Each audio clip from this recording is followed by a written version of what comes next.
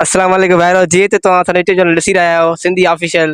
जी असांजो हिकु बहितरीन ऐं रिव्यूज़ लाइ असां हिकु यूट्यूब चैनल नओं खोलियो आहे। जी असां तव्हांखे सॼी जेका बि आइटम आहिनि या जेको बि घोटकी सिटी ऐं सिंध सूबे में जेको बि असांजी शयूं अचनि थियूं पियूं असां उन जे बारे में तव्हांखे आगाह कंदा रहंदासीं। जीअं त अॼु असां चपलनि जी दुकान ते आया आहियूं। सॼो कुझु तव्हांखे रेट जे बारे में अदा साईं ॿुधाईंदो। अदा साईं खां असां इहो पुछंदासीं त छा चपल सस्तियूं आहिनि या उन्हनि जेकी परफॉर्मेंस आहे ई जे लिहाज़ सां कही रहंदी आहे।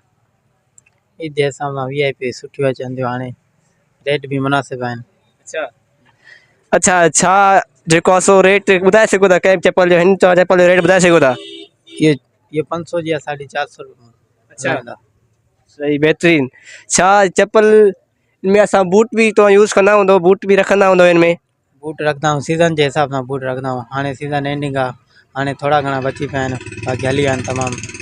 अच्छा बहितरीन। ऐं हीअ जेका रेबिनो वग़ैरह जेका ॿारनि जा पेपर इहे बि तो रखंदा आहियो? जी ये हल्का फुल्का सामान जनरल जो ॿियो टियों सामान इहे रखंदा आहियूं। सही बहितरीन।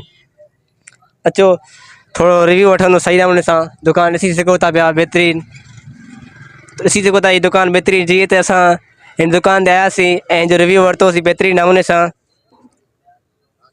ॾिसी सघो था तव्हां सही नमूने दुकान खे। इहो हिकु बहितरीन नमूने सां चपलनि जी दुकानु आहे जेको हिकु सिंध जे हिकु मशहूरु शहर घोटकी सिटी में आहे। सही आहे वधीक तव्हां प्रोडक्ट ॾिसी सघो था पिया। वीडियो खे चौधारी भरेसि पियो।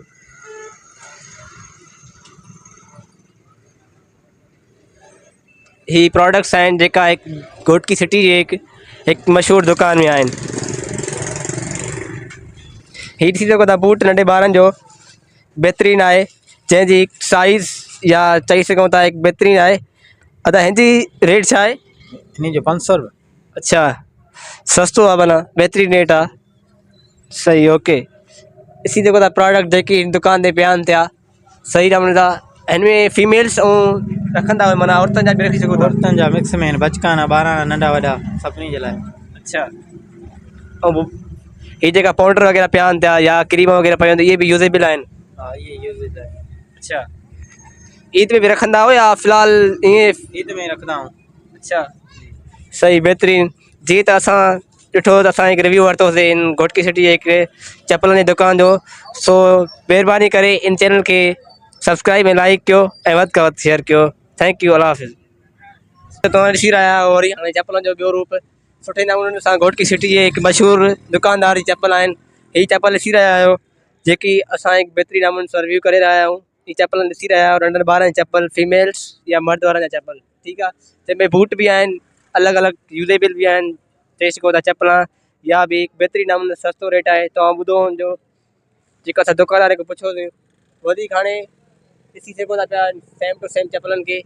हीअ हिकु घोटकी जे हिकु मशहूरु दुकान चपल आहिनि। वरी बि असां अधु वरी पुछंदासीं त नंढनि ॿारनि ऐं जेको आहे सो वॾनि जो रेट सेम हूंदो आहे या अलॻि अलॻि हूंदो आहे? रेट अलॻि अलॻि हूंदो आहे नंढे वॾे। हीअ चपलां कहिड़े शहर में ईंदियूं आहिनि? लाहौर सखर घोटकी खां ईंदियूं आहिनि। अच्छा लाहौर सखर घोटकी खां ईंदियूं आहिनि। वधीक तव्हां ॿुधो हिकु मशहूरु माना पाकिस्तान जे मशहूरु शहर मां ईंदियूं आहिनि जेको घोटकी लाहौर सिंध में ईंदियूं आहिनि। सो महिरबानी करे चैनल खे सब्सक्राइब ऐं लाइक कंदा।